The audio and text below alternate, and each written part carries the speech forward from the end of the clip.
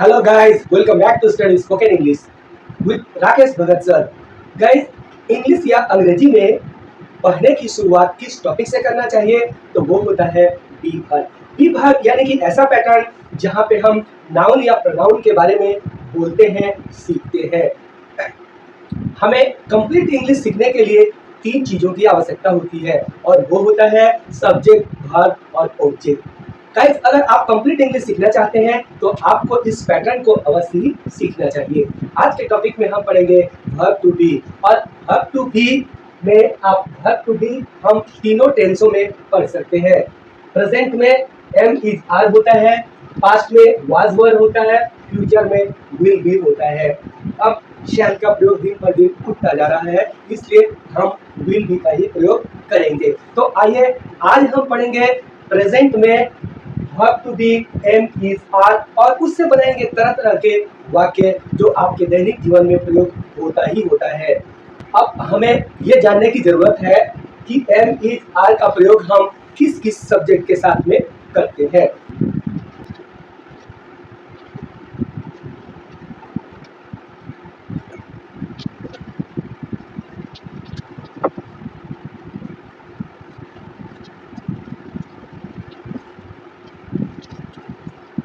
Guys, आप देखेंगे कि इट, ही, शी, इट या कोई सिंगुलर सब्जेक्ट हो। सिंगुलर सब्जेक्ट से मेरा मतलब है किसी व्यक्ति का नाम भी हो सकता है और फिर वो प्रोनाउन भी हो सकता है। तो यहाँ पे ही, शी, इट सिंगुलर सब्जेक्ट के साथ में इसका प्रयोग करेंगे और वी, यू, दे या कोई प्लूरल सब्जेक्ट हो या दो से ज्यादा नाम हो तो वहां पे हम आर का प्रयोग करेंगे और आर एम आई के साथ करेंगे। लेकिन क्या है कि आई के साथ में सिर्फ एम ही नहीं आता है, बल्कि आई का प्रयोग ईद के साथ भी आता है। आई का प्रयोग ईद के साथ भी आता है। अब थोड़ा सा कंफ्यूजन होगा कि आई का प्रयोग ईद के साथ कैसे होता है, तो ईद के साथ भी आई होता है। यानी अगर हम ईद लिखते हैं तो ईद के साथ भी आई का प्रयोग होता है। तो ये हम बताएंगे आपको, लेकिन इसके पहले कि हम अपना स्टडी करें वर्ब टू बी। अब वर्ब टू बी पढ़ने के साथ साथ हम ये भी खुलासा करेंगे कि ईद आई के साथ भी होता है। सिर्फ एम के साथ में आई नहीं, बल्कि ईद के साथ भी आई का प्रयोग होता है, अर्थात आई का प्रयोग ईद के साथ होता है। तो आइए बढ़ते हैं आगे वीडियो में। आप हमारे वीडियो में बने रहें।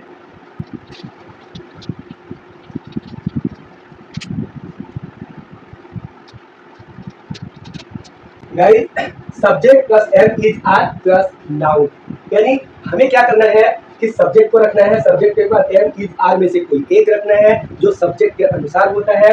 दूसरा नाउन रखना है। नाउन क्या होगा, वो हमारा ऑब्जेक्ट हो जाएगा। यानी हम पढ़ते हैं subject plus verb plus object. हमारा पहले क्या होता है सब्जेक्ट, सब्जेक्ट के बाद क्या होता है वर्ब और वर्ब के बाद क्या होता है ऑब्जेक्ट। तो ये जो ऑब्जेक्ट हमारा आता है वो ऑब्जेक्ट क्या है, ऑब्जेक्ट है ये नाउन। यानी यहाँ पे हम नाउन को रखेंगे और हम बनाएंगे वाक्य। तो नाउन में हमारा वाक्य कैसे बनता है, आइए अभ्यास करते हैं। यहाँ पर राधा नृत्यांगना है, मैं विद्यार्थी हूँ, तुम शिक्षक हो, सुमन सेविका है, राजू नेता है। इन वाक्यों का ट्रांसलेट करते हैं तो हम कैसे करेंगे।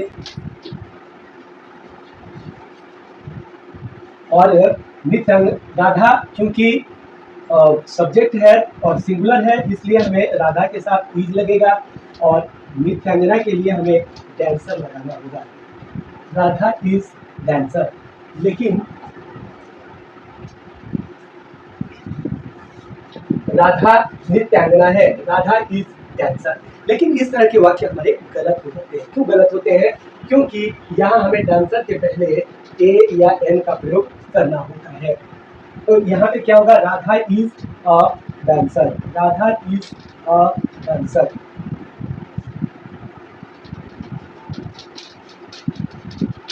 राधा इज अ डांसर, यानी हिंदी में एक हो या ना हो, लेकिन अंग्रेजी में हमें यहाँ ए का प्रयोग करना ही होता है। तो Radha is a dancer, Radha नृत्यांगना है। अब आते हैं मैं विद्यार्थी हूँ। मैं विद्यार्थी हूँ तो यहाँ पे क्या हम बनाएंगे, मैं के लिए होगा आई के साथ एम लगता है और उसके बाद से और उसके बाद हम लगा देंगे student, I am a student. I am a student, student मैं एक विद्यार्थी हूँ। तो एक हिंदी में लगे न लगे, इंग्लिश में ए लगाना कंपलसरी है, इसलिए ऐसी स्थिति में हम ए या एल का प्रयोग करेंगे ही करेंगे। अब आते हैं सुमन शिक्षक, तुम शिक्षक हो। तो तुम के लिए क्या होता है, यू होता है। यू के साथ में क्या आता है, आर आता है। और एक के लिए ए आएगा, एक के लिए ए आएगा, और उसके बाद से शिक्षक के लिए क्या आएगा, टीचर। शिक्षक के लिए आएगा टीचर। तो क्या हो जाएगा हमारा वाक्य, you are a teacher, you are a teacher. Suman सेविका है। तो पहले तो हमें नाम है तो नाम लिखना पड़ेगा सुमन। सुमन के बाद में हमें इज लिखना होगा, और उसके बाद से ए लिखना होगा, और उसके बाद से सेविका के लिए सब नर्स होता है। तो Suman is a nurse, Suman is a nurse. आगे है राजू नेता है। अब राजू है तो राजू भी चूंकि एक नाम है, इसलिए हमें लिखना है राजू, और राजू के बाद इज लिखना होगा, और उसके बाद हम लिखेंगे ए। क्या लिखेंगे, a. Raju is a leader, Raju is a leader. यहाँ खास ध्यान देने वाली बात है कि हमने जो कुछ भी लिखा है वह सब नाउन है। क्या, डांसर, नृत्यांगना, स्टूडेंट, विद्यार्थी, टीचर, शिक्षक, नर्स, सेविका, लीडर, नेता, ये सब नाउन है। अर्थात आपने देखा है कि सब्जेक्ट, वर्ब और ऑब्जेक्ट, यानी कंप्लीट इंग्लिश सीखने के लिए हमें सब्जेक्ट, वर्ब और ऑब्जेक्ट का कॉम्बिनेशन सीखना ही पड़ेगा। तो सब्जेक्ट, वर्ब और ऑब्जेक्ट होता है। अब राधा है तो राधा, राधा सब्जेक्ट है, तो ये सब्जेक्ट आ गया। उसके बाद से इस सब्जेक्ट के साथ में ई जाता है, तो यहाँ पे वर्ब इज आ गया। और नृत्यांगना है तो उसके लिए ए डांसर आ गया। तो आपने देखा कि पहले सब्जेक्ट, बाद में वर्ब, और उसके बाद में ऑब्जेक्ट हुआ, और इस तरह से बना एक कंप्लीट सेंटेंस। तुम शिक्षक हो, तो तुम शिक्षक हो, उसमें पहले तुम के लिए यू आया, यू एक सब्जेक्ट हो गया, उसके बाद में यू के साथ आर आया, और एक टीचर एक ऑब्जेक्ट हो गया। यानी सब्जेक्ट, वर्ब और object. Subject you, are auxiliary verb या मेन वर्ब यहाँ पे है, और ये टीचर एक शिक्षक। सुमन सेविका है, तो सुमन नाम के लिए यहाँ पे नाम आ गया सुमन, और उसके बाद से नाम के साथ में ई जाता है, अगर एक हो तो ये इज हो गया, और ए नर्स एक ऑब्जेक्ट हो गया। राजू नेता है, तो राजू यहाँ पे राजू नाम हो गया, उसके साथ में ई जाएगा, लीडर ऑब्जेक्ट हो गया। तो इस तरह से आपने देखा कि सब्जेक्ट, वर्ब और ऑब्जेक्ट पर ही आधारित ये हमारे वाक्य है। आइए आगे बढ़ते हैं, क्योंकि हमें इसमें नाम में भी बोलने की जरूरत होती है। पर बने रहिए आप हमारे वीडियो के साथ, क्योंकि आज मैं खुलासा करने वाला हूँ कि आई के साथ इज का भी प्रयोग होता है। नाउन के जगह में नंबर बिठाते हैं, और नंबर बिठा करके भी हम वाक्य बनाते हैं। पहले हमने नाउन बिठाया, नाउन के बाद में हम नंबर बिठाएंगे, और नंबर से भी हम सीखेंगे वाक्य कैसे बनते हैं। यहाँ हमें पढ़ना है नंबर, यानी सब्जेक्ट होगा, वर्ब होगा, और फिर नंबर आएगा। तो नंबर क्या है, मैं 10 साल का हूँ, तो मैं के लिए आई आएगा, आई के साथ एम लगता है, और उसके बाद ये सब्जेक्ट हो गया, एम इज आर में से एम हो गया। अब नंबर, तो नंबर में क्या है, 10 years, 10 years old, I am 10 years old, मैं 10 साल का हूँ। आप 50 साल या 50 वर्ष के हो, तो आपके लिए लगेगा यहाँ पे यू, यू के साथ में लगता है आर, यू आर। अब नंबर के जगह में हो जाएगा 50 ईयर्स ओल्ड। अब यहाँ पे है वे 160 सेंटीमीटर लंबे हैं, वे 160 सेंटीमीटर लंबे हैं। तो वे के लिए होता है दे, दे के साथ में आता है आर, और 160 के लिए 160 सेंटीमीटर, और लंबे के लिए tall, they are 160 centimetre tall. हम 165 सेंटीमीटर लंबे हैं, तो यहाँ पे क्या हो जाएगा, हम 165 सेंटीमीटर लंबे हैं, तो भी आता है हम के लिए बी के साथ में आएगा आर, और 165 के लिए 165 सेंटीमीटर टॉल। पूरा वाक्य क्या हो गया, we are 165 centimetre tall, we are 165 centimetre tall. अभी 5 बजा है, अभी 5 बजा है, हमें क्या है, इट, इट के साथ में इज, इट इज 5 o'clock, और अभी के लिए now, it is 5 o'clock now, 6 बजा है। तो 6 बजा है के लिए क्या है, इट इज 6 o'clock। तो इस तरह से आपने देखा कि हम सब्जेक्ट एम इज आर पर नंबर बिठा करके भी वाक्य बनाते हैं। I am 10 year old, you are 50 years old, they are 160 centimeter tall, we are 165 centimeter tall, it is 5 o'clock now, it is 6 o'clock। अब इसके बाद में हम आगे और भी प्रयास करते हैं कि इसके आगे नाम, पहले नाउन बिठाया, अभी नंबर बिठाया, और इसके आगे और क्या लगा सकते हैं, सब्जेक्ट एम इज आर और एडजेक्टिव लगा करके हम बहुत सारे वाक्य बना सकते हैं। यानी जितना हम एडजेक्टिव का प्रयोग कर सकते हैं उतना हमारा सेंटेंस बनता जाएगा। जैसे मैं भूखा हूं, तो मैं भूखा हूं का क्या हो जाएगा, सबसे पहले मैं के लिए आई, आई के साथ लगता है एम, और भूखा का क्या होता है, हंग्री, क्या होता है, हंग्री, आई एम हंग्री, मैं भूखा हूं। तुम प्यासे हो, तो तुम के लिए क्या होता है, यू, यू के साथ में क्या लगता है, आर, और प्यासे के लिए क्या होता है, थर्स्टी, थर्स्टी, तुम प्यासे हो, तुम प्यासे हो, यू आर थर्स्टी। वह थका है, तो वह के लिए क्या होता है, ही के साथ क्या आता है, इज, और थका का क्या होता है, टायर्ड, और टायर्ड से हो जाएगा टायर्ड, ही इज टायर्ड, वह थका है। लता सुंदर है, तो लता सुंदर है, लता नाम है तो हम तो लता ही लिखेंगे, और लता के साथ इज आएगा, और सुंदर के लिए क्या हो जाएगा, BAUTIFUL, beautiful, Lata is beautiful. हम बौने हैं, तो हम के लिए वी आता है, हम के लिए क्या आता है, वी, और वी के साथ में क्या लगेगा, आर, वी आर। बौने के लिए क्या होता है, द्वार, वी आर द्वार्स, हम बौने हैं। वे नटखट हैं, वे नटखट हैं, तो वे के लिए क्या होता है, दे के साथ क्या लगता है, आर, दे आर, और नटखट का क्या होता है, नट्टी, क्या होता है, naughty, NAUGHTY, they are naughty, वे नटखट हैं। यहाँ पे हमें एम इज आर के बाद यानी एडजेक्टिव के पहले एन लगाने की जरूरत नहीं होती है, वो सिर्फ नाउन के साथ ही होता है, क्योंकि एडजेक्टिव हमारी क्वालिटी को बताती है कि हम कैसे हैं, हमारी स्थिति क्या है, इसलिए वहां गिनने की बात नहीं आती है, इसलिए यहाँ पर ए का प्रयोग नहीं होता है।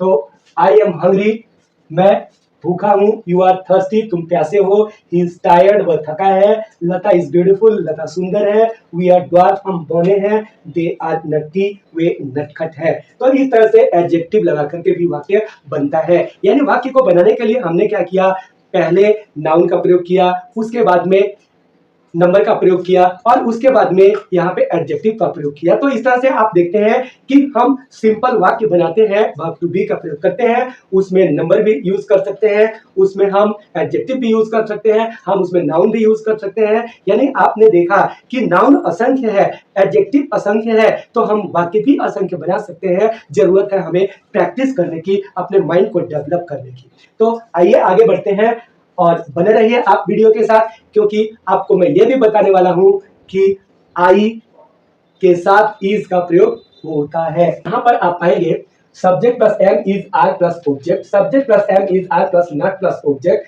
M is are plus subject plus object, am is are plus subject plus not plus object.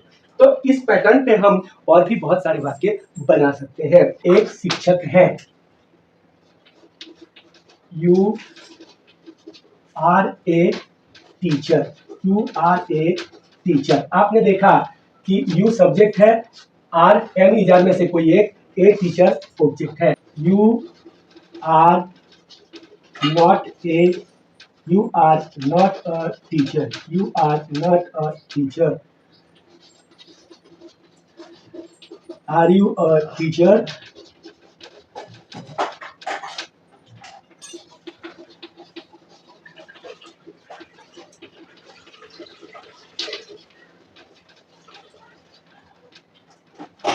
you are a teacher, you are not a teacher, are you a teacher, are you not a teacher।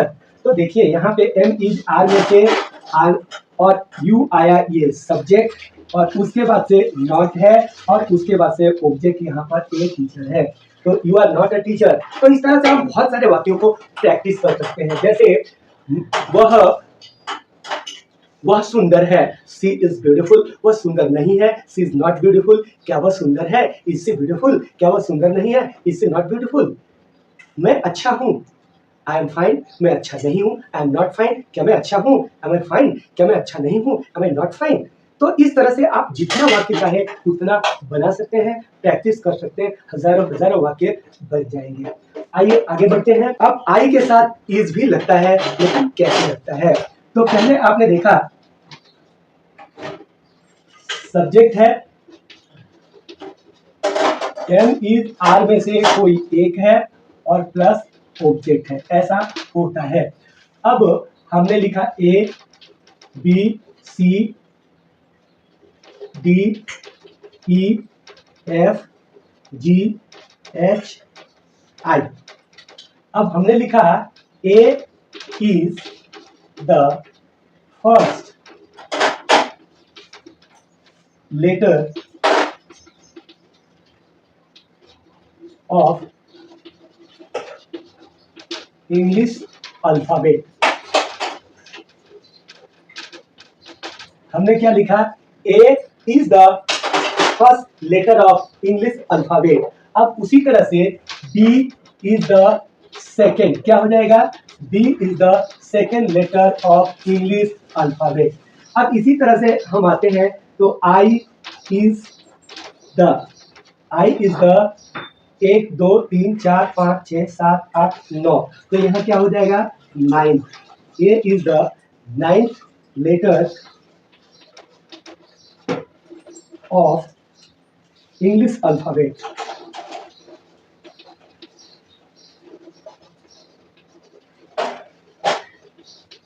तो आपने देखा कि I is the 9th letter of English alphabet. I के साथ यहाँ is का प्रयोग किया गया है। तो आप कॉन्सेप्ट को समझने की कोशिश कीजिए और वाक्य को बनाइए। अगर वीडियो हेल्पफुल लगती है तो प्लीज वीडियो को लाइक करें, सब्सक्राइब करें और शेयर करें। हम आपसे वादा करते हैं कि अगले वीडियो में मिलेंगे कॉन्ट्रैक्शन के साथ। कॉन्ट्रैक्शंस क्या होते हैं?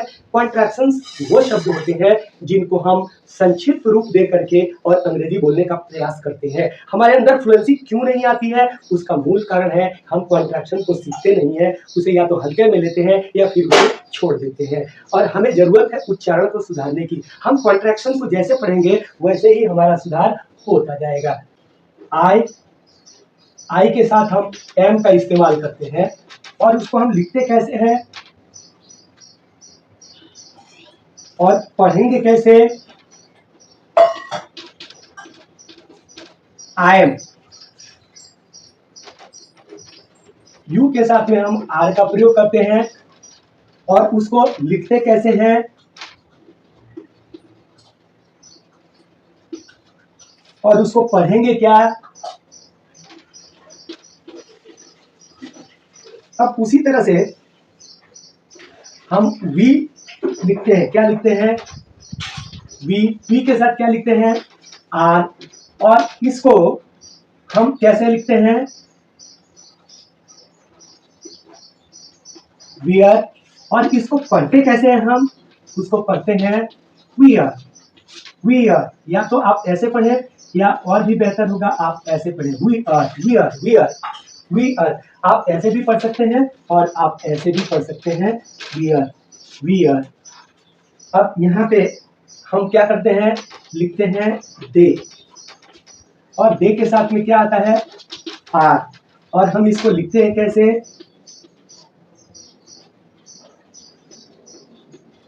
और पढ़ते हैं कैसे?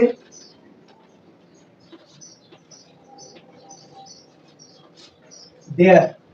तो आपने देखा, देखिए इस तरह से हम कॉन्ट्रैक्शन को पढ़ते हैं। दे आर को देयर, वी आर को वियर, यू आर को योर, आई एम को आई एम। तो इस तरह से कॉन्ट्रैक्शन जब हम अपने सेंटेंस में यूज करते हैं तो हमारा सेंटेंस संक्षिप्त हो जाता है, और जैसे संक्षिप्त होता है हमारी फ्लुएंसी बढ़ जाती है, हम स्पीड में बोल पाते हैं।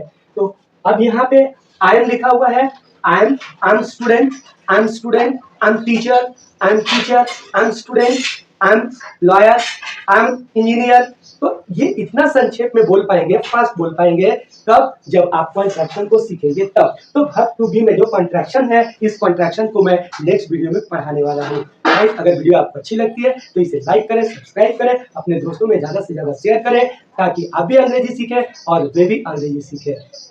आप तब तक के लिए विदा दीजिए। राकेश भगत सर को फिर मिलते हैं अगले वीडियो में।